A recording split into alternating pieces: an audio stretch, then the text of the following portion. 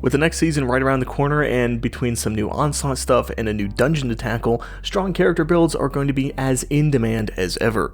With that being said, I thought I'd toss my hat into the ring with a handful of my strongest builds I've been able to put together since the final shape launched. There's 3 per character here, so let's not waste any time and jump right in. Before we talk builds though, let's quickly talk weapons, or more specifically, a single weapon. I've talked about multi-mag with kinetic tremors and attrition orbs before, so I won't go into extensive detail, but this thing is by far the best primary in the game, and I've yet to find compelling evidence stating otherwise.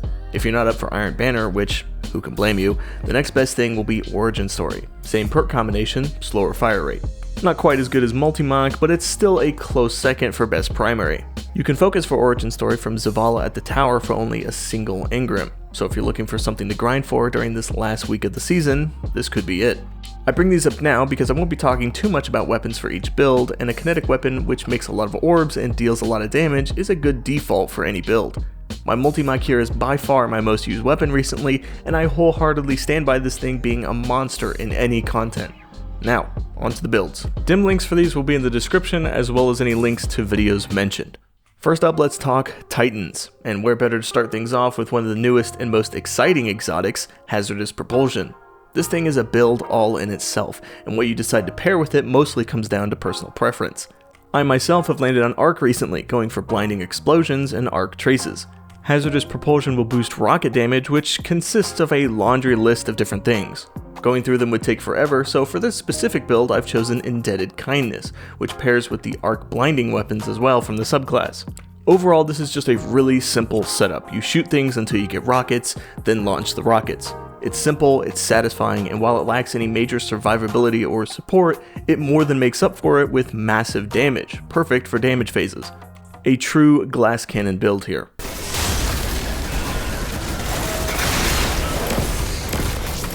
Our second Titan setup is none other than a classic Suspend Titan, though since the final shape, I've been more partial to running it on Prismatic. The exotic here is Ambient Leap, which enhances the Suspend Barricade and gives Woven Mail when you suspend something. Typically a strand exotic, though Prismatic has the Bola Suspension Grenade, the Suspend Barricade, and even the Transcendence Grenade on the Titan suspends.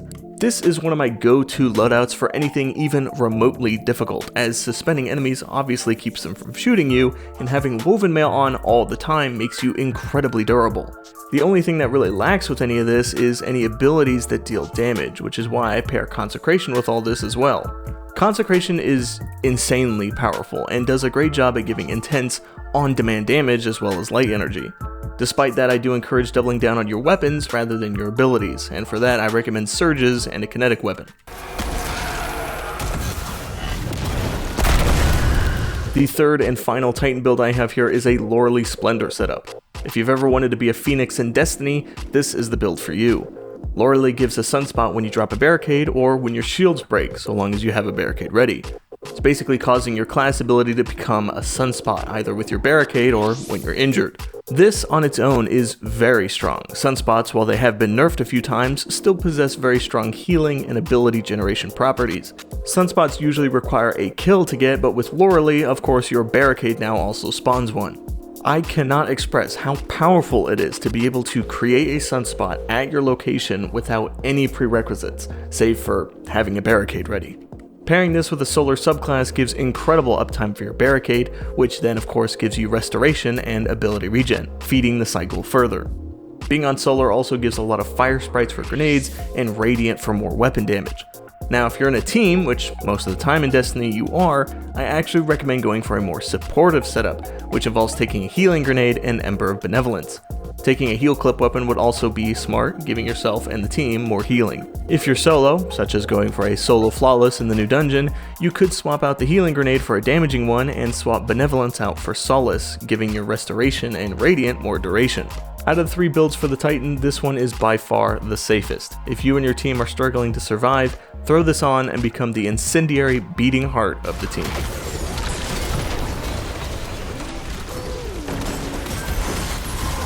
Warlocks, you're up next, and for the first build you're looking at Fellwinters on Void.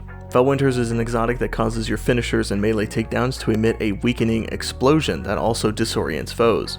I put a ton of miles on this setup when Onslaught first released, and for good reason. The setup focuses on making as many orbs as possible and keeping the enemies at bay with the disorientation and immense weaken from finishers. Unlike the other builds, I will actually recommend a specific weapon here, that being Buried Bloodline.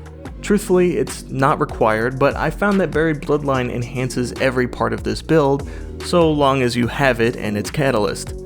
I know some of you out there probably don't have it, which is why I listed this build first. If you don't have Buried Bloodline, I'd likely go for a Graviton Lance or even a Glaive for more armor and resist.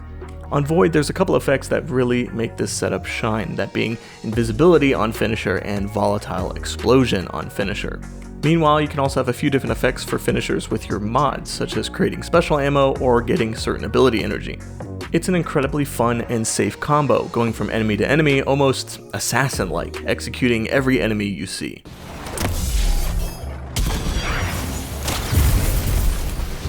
Next up, Osmio Gloves on Prismatic. This is a really fun build and one that I've made a video on before.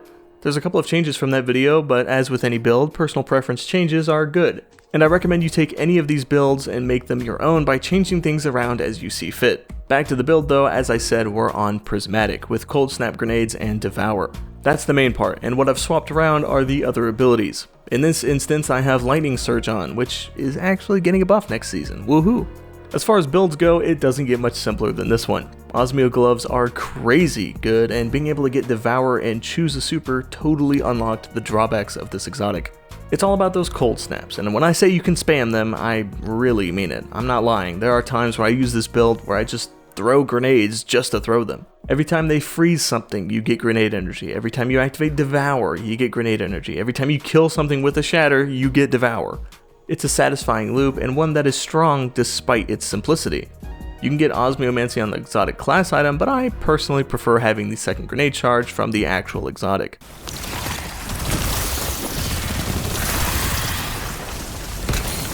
Rounding out our Warlock setups, I of course have saved the best for last. Dawn Chorus on Solar. Like the previous build, I actually have a video on this exotic with the title being the only Warlock build you'll ever need, and I still stand by that. This is one of the most fun and powerful setups in the game, but with the final shape adding the new solar aspect, Hellion, it's gone from one of the most powerful and fun setups to the most powerful and fun setup.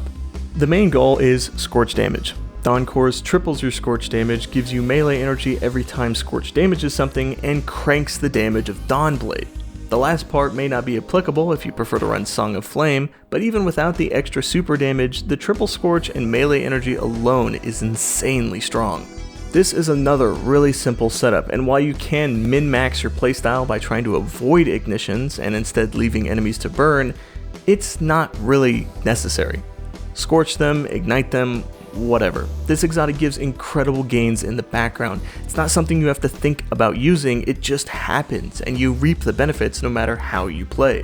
For this setup, I do recommend a weapon with Incandescent, and while you're at it, you might as well take Heal Clip as well. There's a ton of weapons that have that perk combination at this point, so just pick your favorite. Also, if you're looking for something a bit spicier, you might also consider Skyburner's Oath. Just saying.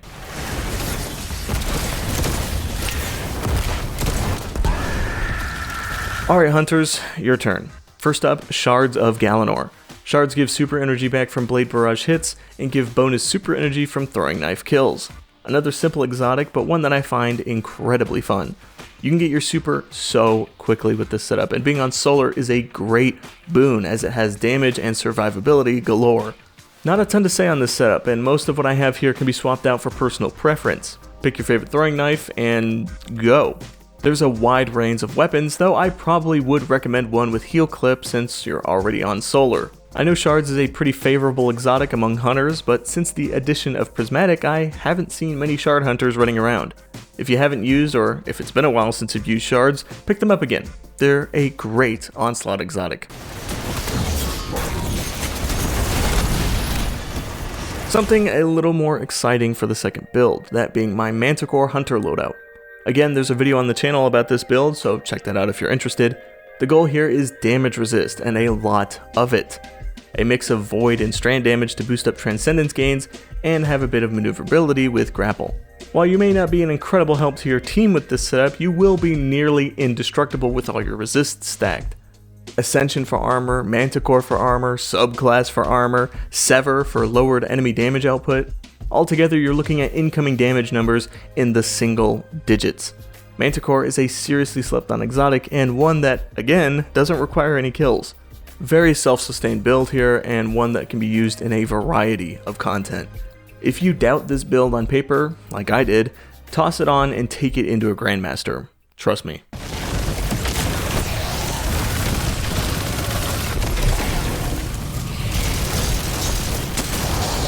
Our final build here is on Strand with the Mothkeeper wraps. Again, another build video for this one is already on the channel. This build is insanely fun and insanely powerful. The object is to have as many minion-like creatures on the battlefield, and this build has plenty. Spinny tangles of death, dodge clones, threadlings, and moths. For this setup I do recommend a Strand weapon, preferably one with Demolitionist. That way you can make more threadlings and wreak even more havoc. The moths themselves both blind enemies and provide overshields for teammates, all while dealing a hefty amount of damage towards foes. You can toss out a ludicrous amount of damage, all while keeping the opposition at bay with the blinding moths and clones. This is by far my favorite hunter setup of all time, and I honestly believe this is one of the best and most exciting exotics we've received in a while. If you've never used the Mothkeeper wraps, I highly recommend you do. They work on any subclass, and they're basically a better version of the flashbang grenade. Team support, crowd control, weapon freedom, and crazy high damage. Pretty much everything you could want from a build. It is a build that you'll want to consciously keep in mind while playing, as keeping all your effects going is quite important.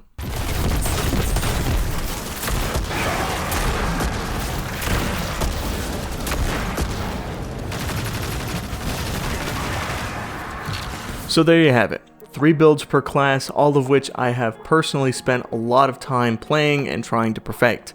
These builds have earned a permanent place in my loadout inventory, and unless we get some massive changes, it's likely to stay that way.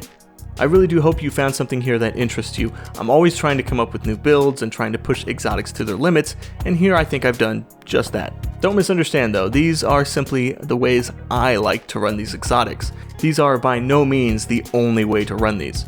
If you found something you like here, let me know. Let's talk about what builds you'll be taking into the next season down in the comments, both in Onslaught and the new dungeon. Until next time.